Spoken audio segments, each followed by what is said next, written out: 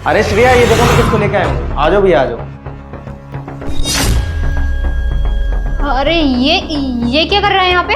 अरे यहाँ पे क्या कर रहा है, क्या मतलब होता है? ये हमारे घर का नया सिक्योरिटी गार्ड है। क्यों, तुम्हें इसके कपड़े देख के पता नहीं चल रहा? अच्छा। अरे तुम ये सब बातें छोड़ो, तुम ये बताओ, कल मैंने तुम्हें एक फाइल दी थी, वो कहाँ पे रखी हुई है? फाइल वो अंदर बेडरूम में रखी है, जाकर ले लो। ठीक है, मैं देखता हूँ। एक बात बताओ, क्या ये जानते हैं कि तुम मेरे एक्स बॉयफ्रेंड रह चुके हो? नहीं, इनको कुछ नहीं पता। अच्छी बात है, पता लगने भी मत देना। पर श्रेया, एक बात बोलूं, मैंने कभी सोचा भी नहीं था कि तुम मुझे छोड़कर किसी और से शादी कर लोगी। हाँ राहुल, मैंने कर ली शादी। पर श्रेया, मेरे प्यार का क्या? और मैंने तो कितने सपने देखे थे तुम्हारे साथ, तुमने वो सारे सपनों पे पानी फेर दिया। अरे कितना प्यार करता था मैं तुमसे, तुमने मुझे क्या दिया? धोखा। मैं और करते भी क्या राहुल, मेरे पास दूसरा कोई ऑप्शन ही नहीं था, इसलिए मुझे शादी करनी पड़ी। और तुम अपनी हालत तो देखते, उस टाइम पे तुम कोई काम धंधा करते ही नहीं थे। काम नहीं कर रहा था? ये तुम क्या बोले जा रही हो? मैं उस टाइम पे भी जॉब ढूंढ रहा था, और मैं क्या करूं जब मुझे जॉब मिल ही नहीं रही थी। एक बात बताओ, मैं किस मुंह से अपने माँ बाप को ये बोलती कि जिस लड़के से मैं प्यार करती हूँ और जिससे मैं शादी करना चाहती हूँ, वो लड़का बेरोजगार है, निठल्ला है, कोई काम धंधा नहीं करता। ऐसे कौन से माँ बाप हैं जो एक बेरोजगार के हाथ में अपनी बेटी का हाथ थमा देंगे? ऐसा कोई नहीं करता।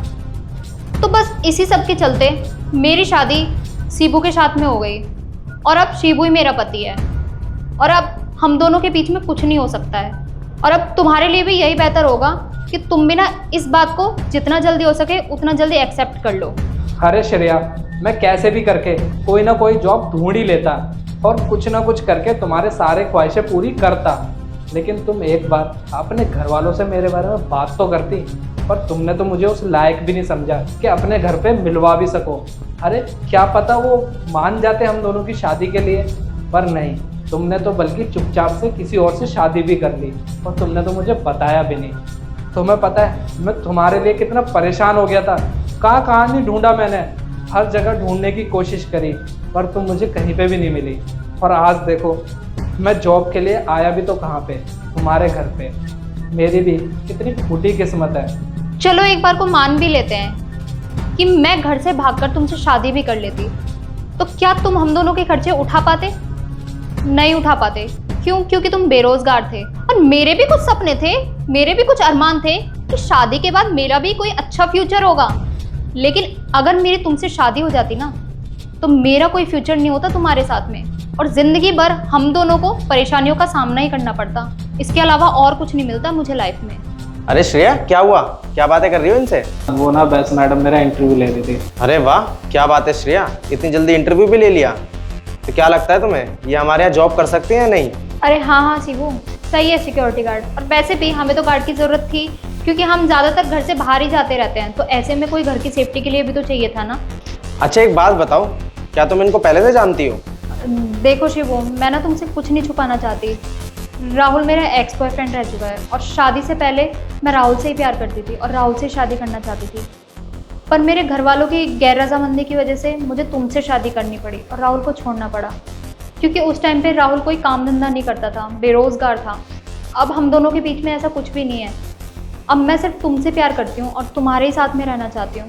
अब मेरा इससे कोई रिश्ता नाता नहीं है, और तुम ना हम दोनों को लेकर कुछ गलत मत सोच लेना शिवू। अच्छा, तो ये बातें तुम मुझसे छुपा भी तो सकती थी, अब मुझे क्यों बता रही हो? देखो शिवू, सच्चाई का तुम्हें कभी ना कभी तो पता चलता, और मैं ये नहीं चाहती थी कि तुम्हें ये सच्चाई किसी तीसरे के मुंह से पता चले और तुम इस बात को लेकर मुझ पे शक करो। तो बस इसीलिए मैंने खुद नहीं तुम्हें पूरी सच्चाई बता दी। श्रेया, मैंने तुम दोनों की बातें ना पहले सुन ली थी, और मुझे ना पता चल गया था कि ये तुम्हारा एक्स बॉयफ्रेंड है। और जब मैं इसको अंदर लेके आया था ना, तो तुम्हारे एक्सप्रेशन बता रहे थे मुझे कि तुम इसको ना पहले से ही जानती हो। और श्रेया, मुझे ना इस बात की खुशी है कि तुमने ना मुझसे कुछ नहीं छुपाया, मुझे सब कुछ सच बता दिया। अगर श्रेया तुम मुझे ये चीज़ नहीं बताती ना, तो शायद मुझे बाद में ये चीज़ पता भी चल जाती, और उस टाइम पे ना मेरा तुम्हारे ऊपर से भरोसा उठ जाता। पर श्रेया, मुझे ना इस बात की खुशी है कि मुझे तुम जैसी बीवी मिली, और मैं ना तुमसे बहुत प्यार करता हूँ। प्लीज़ मुझे ना कभी धोखा मत देना। साहब, आप ना प्लीज़ गलत मत समझना। और वैसे भी अब मेरे और मालकिन के बीच में पहले जैसा कुछ भी नहीं है। मैं बस यहाँ का सिक्योरिटी गार्ड हूँ और ये मेरी मालकिन है। और वैसे भी साहब, मैंने ना इस जॉब को पाने के लिए बहुत मेहनत की है और मेरे पास बस यही जॉब है। आप प्लीज़ मुझे इस जॉब से मत निकालना, मुझे इस जॉब की बहुत नीड है साहब। अरे नहीं नहीं, तुम ना टेंशन मत लो, मैं तुम्हें जॉब पे से नहीं निकालूंगा।